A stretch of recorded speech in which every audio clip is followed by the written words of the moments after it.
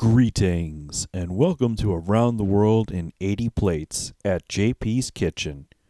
I am JP, and I will guide your taste buds to a new recipe today.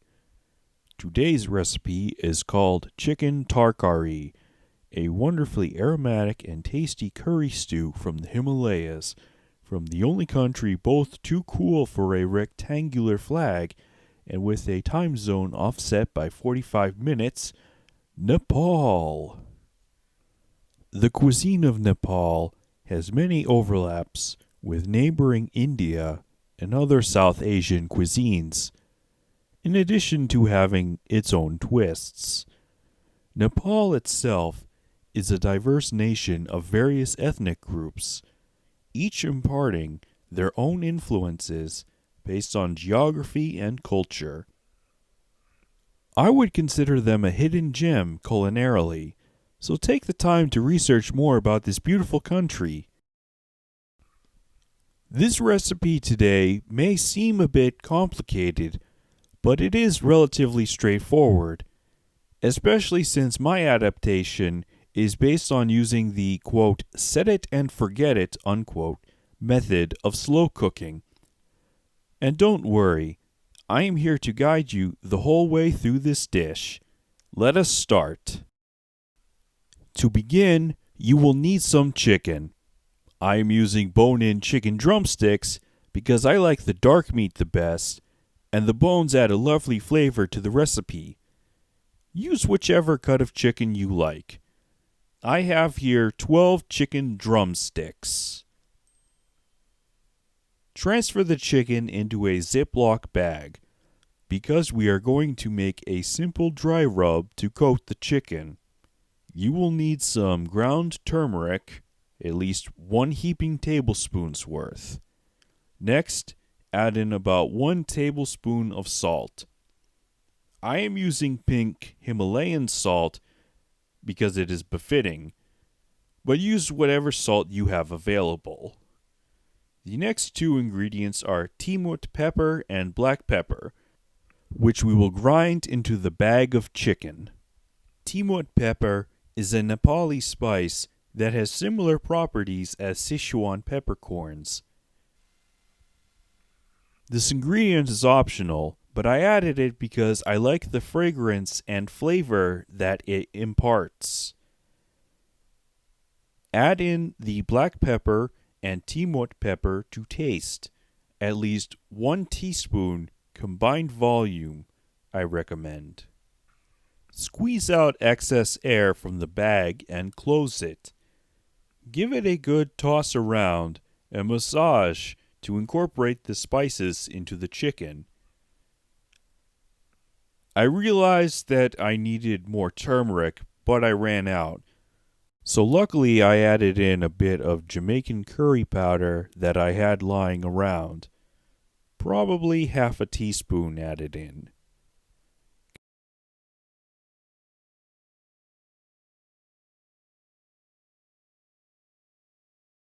Continue massaging the spices into the chicken. And once everything has been coated, allow the chicken to rest in the fridge for at least 30 minutes. In the meantime, we will need a frying pan to sear the chicken. Searing the meat helps the spices adhere to the meat's surface and provide texture that will allow the sauce to adhere better to the chicken. I am going to fry the chicken in some avocado oil because the high flash point makes avocado oil more forgiving with heat. Ghee and peanut oil also work well. Use whatever works for you. Add in at least 2 tablespoons worth to start, and set the stovetop to medium heat. I am also adding in about 1.5 tablespoons of salted butter, though this is optional. I just like the butter flavor. Once the oils have heated, after a few minutes, take the chicken out from the bag, small amounts at a time, one drumstick at a time here, so as not to overcrowd the pan. Sear the chicken a few minutes per side, making sure to check on them so they don't burn. Once the color has turned to a golden brown, flip each chicken piece to sear the other side.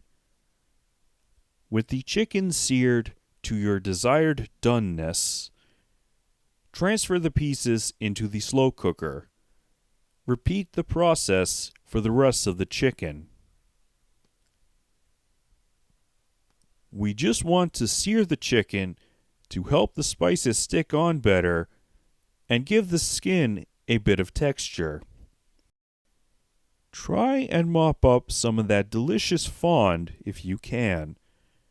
Do not worry about getting everything. We will deglaze the pan later. Set the chicken pan aside for now. Next, we will need some whole black mustard seeds and whole fenugreek seeds, and a clean pan. We are going to toast these spices.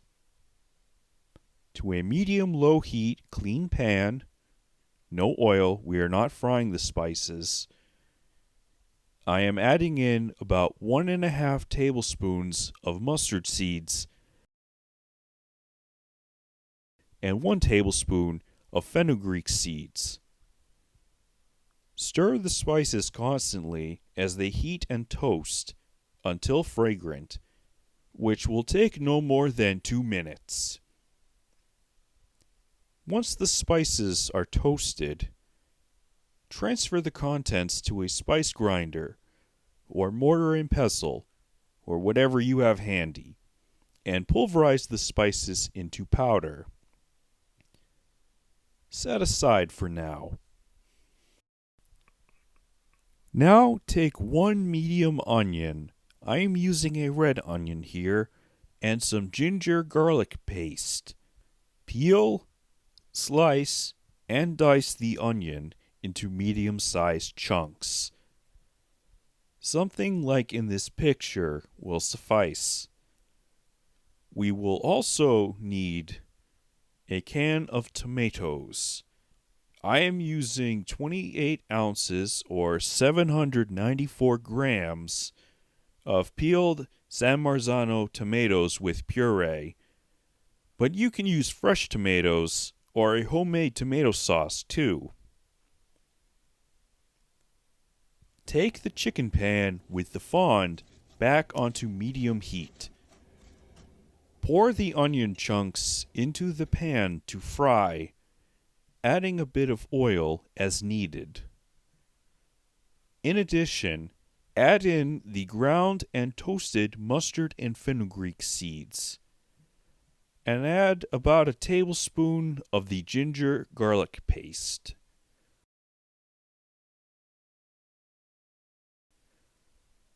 Add in 1 bay leaf and saute the onions until soft. Now we will deglaze the pan with the tomatoes. The acidity and liquid from them, plus the pan's heat, will help to liberate that delicious fond. An optional addition for the spice lovers, add in a few dried chilies. I am using dried African bird's eye chilies here. Crush the tomatoes with a spoon and mix everything together, making sure to scrape the pan to integrate the fond into the sauce. Cook this sauce for about 5 to 6 minutes, stirring and scraping often to minimize any potential burning. Pour this sauce into the slow cooker. Some more optional additions. Congratulations! The hard part has finished. Cook the chicken and sauce in the slow cooker on high for 5 hours or until the meat is sufficiently tender. Whilst it cooks, add in about 2 teaspoons of Kashmiri chili powder for additional color. This is optional.